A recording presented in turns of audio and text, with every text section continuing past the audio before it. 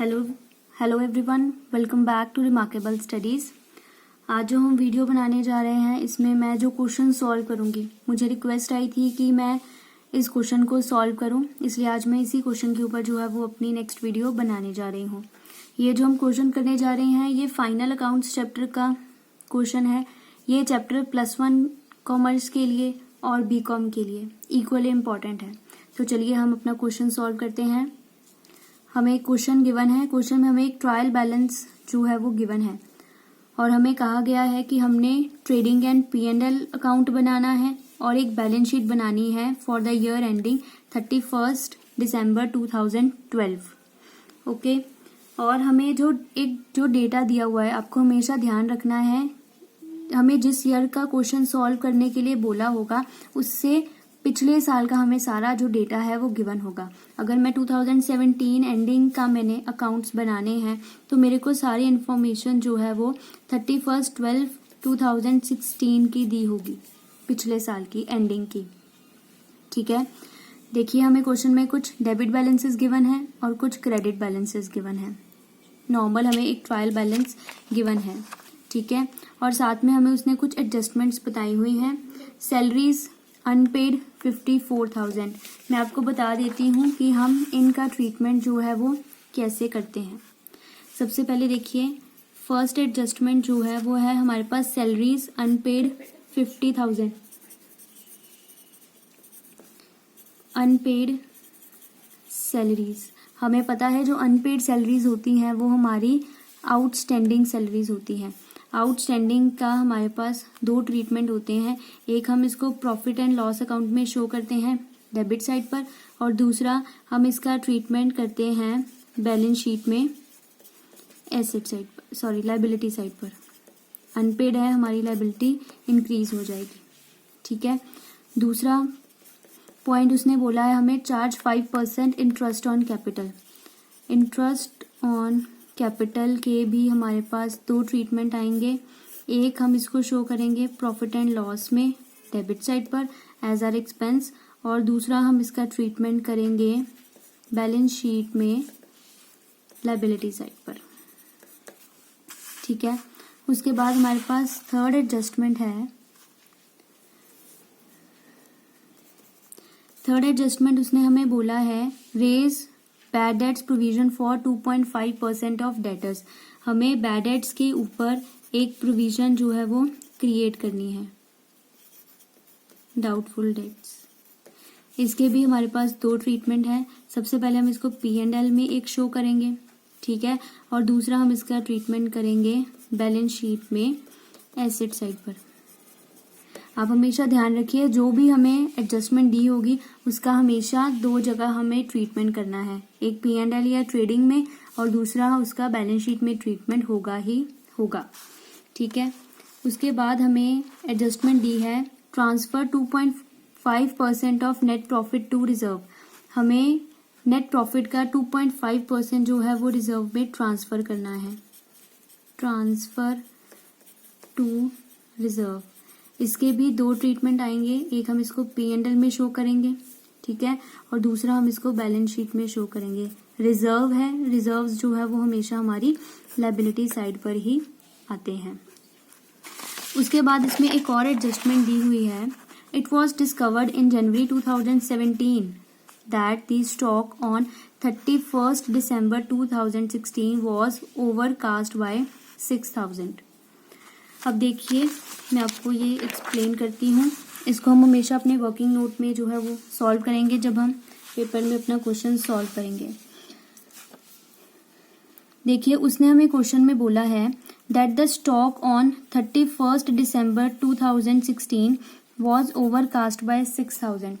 जो 2016 है ये मेरा पिछला साल है, ठीक है, क्योंकि मैं क्वेश्चन में जो हम अकाउंट्स बना रहे हैं वो 2017 के बना रहे हैं, तो 17 से पीछे का साल हो जाएगा 2016। जो मेरा 2016 का स्टॉक है 31 दिसंबर को, मीन्स जो मेरा क्लोजिंग स्टॉक है मेरे पास, ठीक है, इट वॉज ओवरकास्ट बाय 6,000। मैंने वो 6,000 से ज़्यादा लिखा हुआ है, गलती से उसमें 6000 की अमाउंट हमने ज़्यादा शो की हुई है। अब हमने ना उसको यहाँ पर ठीक करना है। हमें पता है कि जो मेरा लास्ट ईयर का क्लोजिंग स्टॉक है वो मेरा नेक्स्ट ईयर का ओपनिंग स्टॉक बन जाएगा। ठीक है, ये तो आप सब जानते ही हो। इसका मतलब है कि जो मेरा इस साल का ओपनिंग स्टॉक है वो 6000 से ज़्यादा लिखा हुआ है। It was overcast bye 6000। अब हमने इसको ठीक करना है। अब हमें ये तो पता लग गया कि हमने जो ये एडजस्टमेंट करनी है ये अपने ओपनिंग स्टॉक में करनी है। ठीक है, अब हम देखेंगे हमें क्वेश्चन में ओपनिंग स्टॉक कहाँ पर गिवन है। देखिए, अगर हम देखें डेबिट बैलेंसेस, तो डेबिट बैलेंसेस में हमें कहीं भी ओपनिंग स्टॉक गिवन नहीं है, हमें सिर्फ एक क्लोजिंग स्टॉक गिवन है और एक परचेजेस गिवन है और उसके साथ लिखा हुआ है एडजस्टेड। हमेशा ध्यान रखिए, जब भी हमें परचेज एडजस्टेड गिवन हो उसका मतलब है उसमें जो स्टॉक्स हैं वो एडजस्टेड किए हुए हैं ऑलरेडी। देखिए, जो हमारा एडजस्टेड परचेज है उसका फॉर्मूला होता है opening stock plus purchases minus closing stock. ठीक है, अब हमें एक ही अमाउंट गिवन है एडजस्टेड परचेज की 540। इसका मतलब है कि इसमें ऑलरेडी ओपनिंग स्टॉक और क्लोजिंग स्टॉक जो है वो एडजस्टेड है। अब हमें इनसे रिलेटेड अगर कोई भी एडजस्टमेंट करनी है ओपनिंग से या क्लोजिंग से, वो हम इस 540 में ही करेंगे। ठीक है, देखिए, अब हमें एडजस्टेड परचेज गिवन है 540। ये आपको वर्किंग नोट में सॉल्व करना है जब आप क्वेश्चन सॉल्व करोगे। एडजस्टेड परचेज हमें गिवन है 540। ठीक है, अब मेरे को पता है कि मैंने जो मेरा ओपनिंग स्टॉक है, ओपनिंग स्टॉक जो है वो ओवर वैल्यूड है 6000 से। ठीक है, अब मुझे इसको ठीक करना है। अगर ओवर वैल्यूड, अगर मैंने ज़्यादा प्लस किया हुआ है तो मैं क्या करूँगी, 6000 को माइनस कर दूंगी ओपनिंग स्टॉक में से। यहाँ ओपनिंग की कोई डायरेक्ट अमाउंट तो नहीं है, पर हमें इनडायरेक्ट अमाउंट एक दी हुई है जिसमें हमने एडजस्ट कर सकते हैं। तो हम इसमें से over casting of opening stock minus कर देंगे 6000। ये माइनस करके जो हमारे पास अमाउंट आएगी, हमारे पास बच जाएगा 534,000। ये हमारी अब एडजस्टेड परचेज की अमाउंट आई है। ध्यान रखिएगा, ओवर कास्टिंग था इसलिए मैंने इसको माइनस कर दिया। अगर क्वेश्चन में मेरे को अंडर कास्टिंग गिवन होता, अंडर कास्टिंग बाय 6000, इसका मतलब मैंने 6000 से स्टॉक जो है वो कम लिखा हुआ है, तो मेरे को जो एडजस्टेड परचेज दी होती 540, उसमें मैं प्लस कर देती 6000, फिर मेरा 546 बन जाता। ठीक है, क्योंकि मैंने कम लिखा हुआ था, अब मैंने उसको पूरा तो करना ही है। अगर ज़्यादा लिखा हुआ है, ओवर वैल्यूड है, तो मैंने उसको माइनस कर दिया उसकी एक्चुअल वैल्यू तक लाने के लिए। ठीक है, अब इस अमाउंट को हम यूज़ करेंगे जब हम अपना ट्रेडिंग बनाएंगे। ये आपका था वर्किंग नोट नंबर 1। अब देखिए हम इसको क्वेश्चन में कैसे सॉल्व करेंगे। देखिए, मैंने यहाँ पर फॉर्मेट बनाया हुआ है। ट्रेडिंग अकाउंट हम कैसे बनाएंगे, सबसे पहले हमें पता है हम ट्रेडिंग अकाउंट को हमेशा शो करते हैं ओपनिंग स्टॉक से। यहाँ ओपनिंग स्टॉक वगैरह तो हमें कुछ गिवन ही नहीं था क्योंकि हमें एडजस्टेड परचेज दी हुई थी, तो हम क्वेश्चन को एडजस्टेड परचेज से ही स्टार्ट करेंगे। एडजस्टेड परचेज हमने अभी जो है वो क्वेश्चन में कैलकुलेट किया कि हमें एडजस्टेड परचेज की कितनी अमाउंट गिवन है। हमने अभी कैलकुलेट किया 534,000। हम यहाँ लिख देंगे 534,000। ये साथ में हम लिख देंगे वर्किंग नोट 1। ठीक है, अब एडजस्टेड परचेज है तो हमने ओपनिंग स्टॉक नहीं लिखा। हमने अभी पीछे फॉर्मूले में पढ़ा कि इसमें क्लोजिंग स्टॉक भी ऑलरेडी एडजस्टेड होता है, तो हम इसमें क्लोजिंग स्टॉक भी नहीं लिखेंगे। हम सिर्फ यहाँ पर लिखेंगे सेल्स। सेल्स जो है वो आप देख लीजिए, हमें क्वेश्चन में गिवन है सेल्स, ये गिवन है हमें 1390200। ठीक है, और हमारे पास क्या आता है जब भी हम ट्रेडिंग बनाते हैं, ओपनिंग स्टॉक आता है, क्लोजिंग स्टॉक आता है, सेल्स आती हैं, परचेज आता है, और उसके साथ हमारे पास आते हैं हमारे डायरेक्ट एक्सपेंसेस, 2 डायरेक्ट एक्सपेंसेस। अब आप जो है वो पहले अपने देखें, जो आपको P&L दिया हुआ है इसमें आपको कौन कौन से जो है वो डायरेक्ट खर्चे दिए हुए हैं। देखिए क्वेश्चन में हमें डायरेक्ट खर्चे जो दिए हुए हैं वो एक तो है हमारे पास वेजेस हमें क्वेश्चन में गिवन है 86400, ठीक है, और एक वेजेस गिवन है और एक हमें कैरेज इनवर्ड गिवन है जो हमारा डायरेक्ट एक्सपेंस है, ये दोनों, ठीक है, ये दोनों हम लिख लेंगे। कैरेज इनवर्ड 4500 और हमें कोई आइटम नहीं दी हुई ट्रेडिंग अकाउंट की, इसका मतलब ट्रेडिंग अकाउंट में इतने ही आइटम्स आएंगी। अब हम इनका जो है वो टोटल कर लेंगे। ये वाली साइड ज़्यादा है तो इसका हम टोटल पहले लिख लेंगे, ठीक है। फिर उसके बाद हम इस साइड का जो है वो इसको माइनस कर देंगे और फिर इस साइड पर हमारे पास जो है वो हमारी जीपी आ जाएगी। जब हम इसे माइनस करेंगे तो हमारे पास जीपी आएगी 765300, ये हमारी जीपी आ गई, ठीक है। ये हमारा ट्रेडिंग अकाउंट कंप्लीट हो गया। अब हम इसके बाद बनाएंगे अपना P&L अकाउंट, वो भी इसके साथ ही बनेगा। सबसे पहले हम इसमें जो है वो जीपी क्रॉस ट्रांसफर कर लेंगे क्योंकि P&L जो है वो हमारा जीपी से स्टार्ट होगा। यहाँ हमारे पास आ जाएगा 765300, ठीक है। उसके बाद अब हम पहले जब भी P&L बनाएंगे तो पहले हम उनकी एडजस्टमेंट्स को सॉल्व करेंगे। सबसे पहले सैलरीज अनपेड 54,000। मैंने अभी आपको बताया कि जब भी हम सैलरीज कोई भी आउटस्टैंडिंग आइटम की एडजस्टमेंट करते हैं, एक तो वो P&L में आती है और एक तो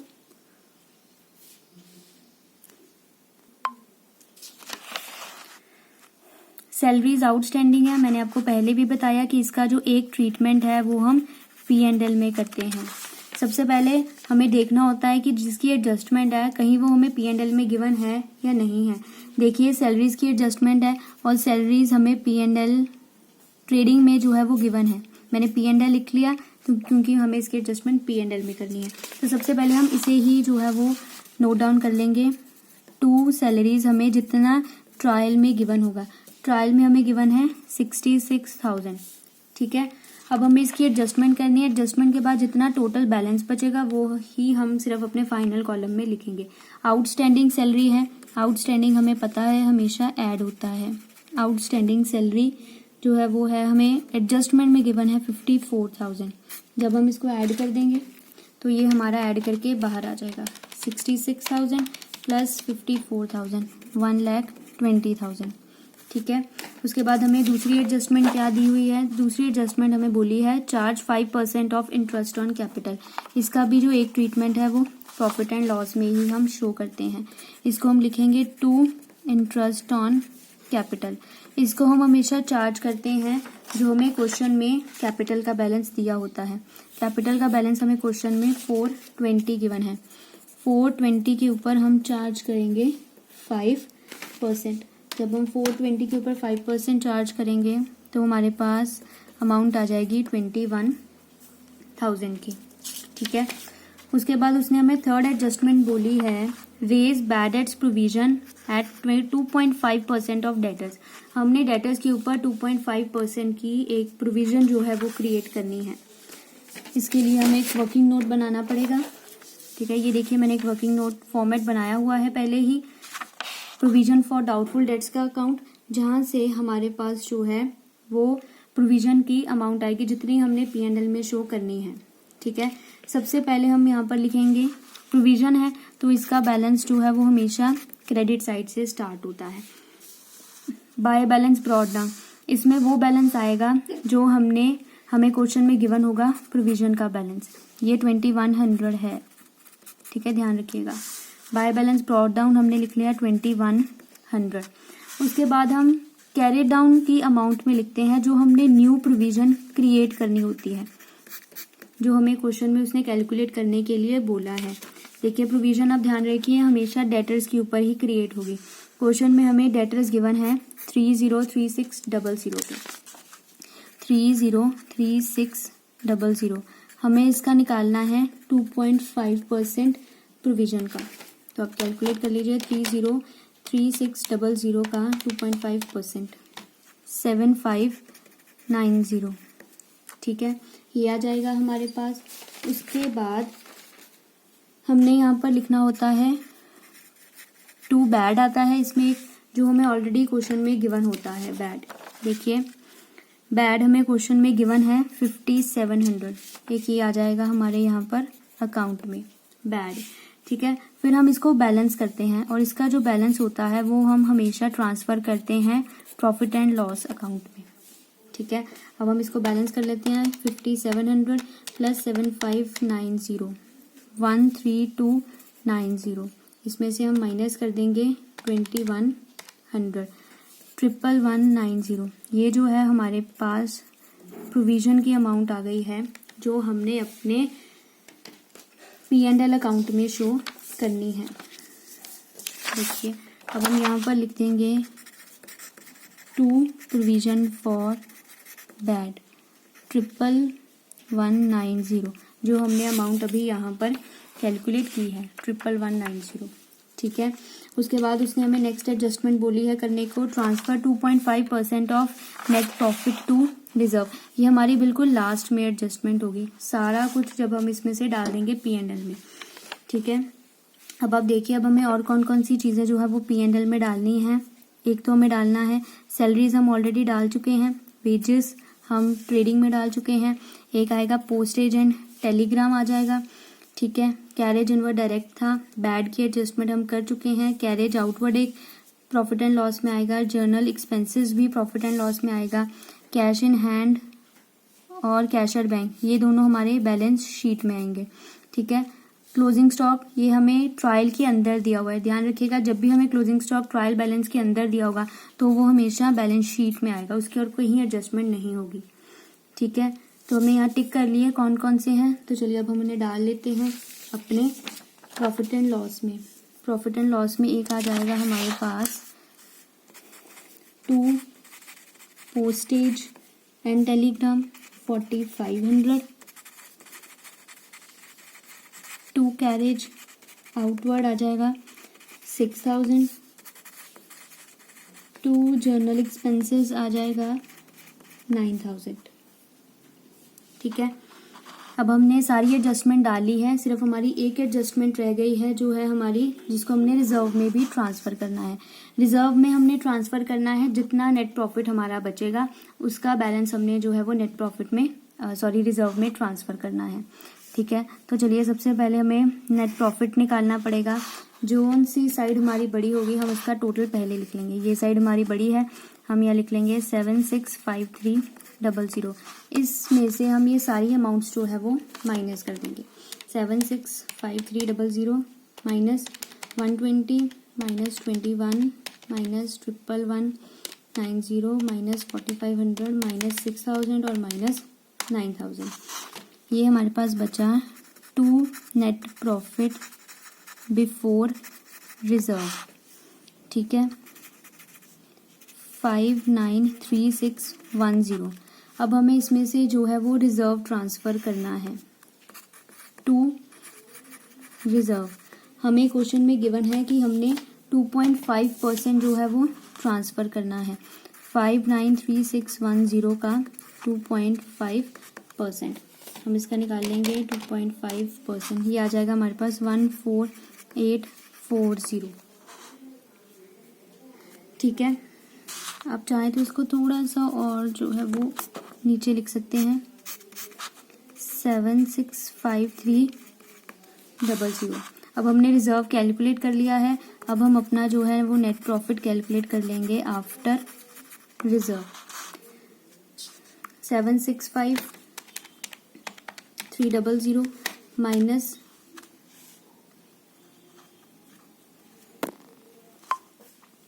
अब नेट प्रॉफिट निकालना है। हमने बिफोर रिजर्व तो निकाल ही लिया था। अब हम चाहें तो इसमें से अगर 5936 अगर इस अमाउंट में से हम इसको डायरेक्टली माइनस कर दें तो भी हमारे पास नेट प्रॉफिट आ जाएगा। ठीक है, अगर मैं 593610 में से माइनस कर दूं 14810 तो मेरे पास जो है वो मेरा नेट प्रॉफिट आ जाएगा। और माइनस करने के बाद मेरे पास आ जाएगा 578770। ये हमारा यहाँ पर जो है वो क्वेश्चन कंप्लीट हो गया है। इसके बाद हमने इसमें आगे बनानी है अपनी बैलेंस शीट। बैलेंस शीट बनानी बिल्कुल सिंपल है, सिर्फ बाकी सारी चीज़ें वही आ जाएंगी। अब देखिए, अब हम बैलेंस शीट बनाएंगे। सबसे पहले देखिए, हमें एसेट साइड कंप्लीट कर लेते हैं। हम सबसे पहले हमें जो जो एसेट दिए होंगे हम वो सारे जो है वो अपनी बैलेंस शीट में लिख लेंगे। देखिए, हमें बैलेंस शीट में गिवन है, देखिए इस तरह से आपको दिख रहा होगा कौन कौन सी एसेट हमारे पास है। सबसे पहले हमारे पास एक है प्लांट एंड मशीनरी। ठीक है, प्लांट एंड मशीनरी का बैलेंस दिया हुआ है 4,50,000। ठीक है, उसके बाद हमें दिया हुआ है बिल्स रिसीवेबल 30,000। उसके बाद हमें क्वेश्चन दिया हुआ है, गिवन है डेटर्स की आप ध्यान रखिएगा, हमने एडजस्टमेंट भी की है। 303600 मैंने अंदर की साइड लिखा। अब हमने प्रोविजन क्रिएट करी थी, ध्यान रखिएगा, वो हम हमेशा जो है वो अपने डेटर्स में से माइनस करेंगे 11190। फिर हमारे पास जो बैलेंस अमाउंट बचेगी सिर्फ हम उसे ही बाहर लिखेंगे। ठीक है, तो इसको कर लीजिए 303600। ओ सॉरी, मैंने गलत बता दिया। प्रोविजन से हम सिर्फ वही चीज़ माइनस करेंगे जो हमने न्यू प्रोविजन जो है वो क्वेश्चन में क्रिएट की है। देखिए, न्यू प्रोविजन हमने 7590 क्रिएट किया है, हम सिर्फ इसी की ही एडजस्टमेंट करेंगे अपने क्वेश्चन में। देखिए, अब इसमें से हम माइनस करेंगे 7590। ठीक है, 7590 को माइनस करके हमारे पास आ जाएगा 296010। ठीक है, उसके बाद हमें और क्या दिया हुआ है, एक हमें गिवन है बिल्डिंग आ जाएगी हमारी 3 लाख की। ठीक है, और हमें गिवन है क्वेश्चन में कैश का बैलेंस गिवन है। एक हमें गिवन है कैश इन हैंड 4800। एक हमें गिवन है कैश एट बैंक 31800। ठीक है, और एक हमें क्वेश्चन में गिवन है क्लोजिंग स्टॉक। ये मैंने आपको बताया, ये हम सीधा जो है वो लिखते हैं अपनी बैलेंस शीट में। क्लोजिंग स्टॉक आ जाएगा हमारे पास 180। ठीक है, ये हमारी जो बैलेंस शीट की एसेट साइड है वो हमारी जो है वो कंप्लीट हो गई थी। आप चाहें तो अब इसका टोटल लगा सकते हैं। अगर हम इसका टोटल लगाएंगे तो इसका आंसर आएगा हमारे पास 1292610। ठीक है, अब चलिए हम अपनी लायबिलिटी साइड भी क्रिएट कर लेते हैं। लायबिलिटी साइड में देखिए हमारे सारे क्रेडिट बैलेंसेस आएंगे। सबसे पहले देखिए, हमें क्वेश्चन में गिवन है सबसे पहले कैपिटल। ठीक है, कैपिटल हमें गिवन है 4,20,000। ठीक है, हम हमेशा पता है कैपिटल में हम हमेशा ऐड करते हैं इंटरेस्ट ऑन कैपिटल। ठीक है, इंटरेस्ट ऑन कैपिटल जो है वो हमने अपने क्वेश्चन में कैलकुलेट किया है कि वो कितना आएगा। वो हमने कैलकुलेट किया 21,000, और हम अपने कैपिटल में ऐड करते हैं जो हमारा नेट प्रॉफिट आता है। नेट प्रॉफिट भी हमने अपने क्वेश्चन में जो है वो सॉल्व कर लिया है, वो आया था 578,770। फिर इन तीनों को ऐड करके जो है वो हम आउटर कॉलम में लिख देंगे 420 प्लस 21 प्लस 578,770, ये आ जाएगा 1019770। ठीक है, और हमें बैलेंस शीट में गिवन है क्रेडिटर्स गिवन है। ठीक है, क्रेडिटर्स हैं हमारे पास 60,000 के। बिल्स पेबल हमें गिवन है 30,000 के। ठीक है, सेल्स की भी एडजस्टमेंट हम कर चुके हैं, प्रोविजन को भी एडजस्ट कर चुके हैं। अब हमारे पास सिर्फ एक बचता है रिजर्व हमें गिवन है 120। ये बहुत इंपॉर्टेंट पॉइंट है, मोस्ट ऑफ द बच्चे जो ये वाला पॉइंट छोड़ देते हैं। रिजर्व हमें गिवन है 120। आपको याद होगा स्टार्टिंग में ही हमने पढ़ा कि जो हमारा ओपनिंग स्टॉक था वो ओवर वैल्यूड था। हमेशा ध्यान रखिए, जहाँ भी हमारा स्टॉक अंडर वैल्यूड या ओवर वैल्यूड होता है जिस ईयर में, उसका इफेक्ट हमारे उस ईयर के प्रॉफिट पर भी ज़रूर पड़ता है। हमारा क्लोजिंग स्टॉक जो था 31 दिसंबर 16 का, वो ओवर वैल्यूड था। ठीक है, इसका मतलब है जो मेरा 2016 का प्रॉफिट होगा वो भी ओवर वैल्यूड होगा। 6000 से स्टॉक ओवर वैल्यूड था, तो प्रॉफिट भी मेरा 6000 से जो है वो ओवर वैल्यूड होगा। हमें पता है जो हमारे पिछले साल के प्रॉफिट हैं वो हमेशा हम अपने रिजर्व में शो करते हैं, ठीक है। इसका मतलब रिजर्व में जो अमाउंट है इसमें लास्ट ईयर का प्रॉफिट इंक्लूड है, इसका मतलब लास्ट ईयर का प्रॉफिट मेरा 6000 से ज़्यादा है, ठीक है। तो मैं यहाँ से जो है वो ओवर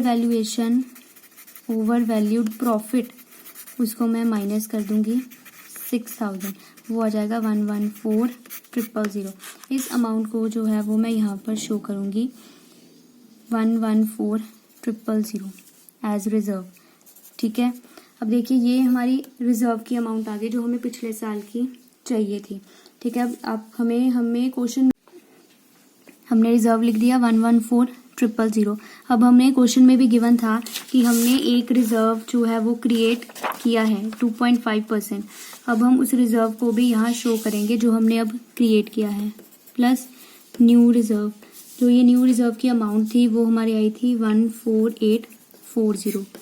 इसको हम ऐड करके जो है वो बाहर लिख देंगे 11400 प्लस 14840, 128840, ठीक है। अब आप एक बार चेक कर लीजिए कि हमारी कोई एडजस्टमेंट प्लान आ गई हो। सैलरीज के 2 ट्रीटमेंट आने थे, एक P&L में और एक बैलेंस शीट में। ये अभी हमने डालना रह गया हमारा, हम यहाँ डाल देते हैं आउटस्टैंडिंग सैलरीज की हमें आउटस्टैंडिंग अमाउंट गिवन थी 54,000, ठीक है।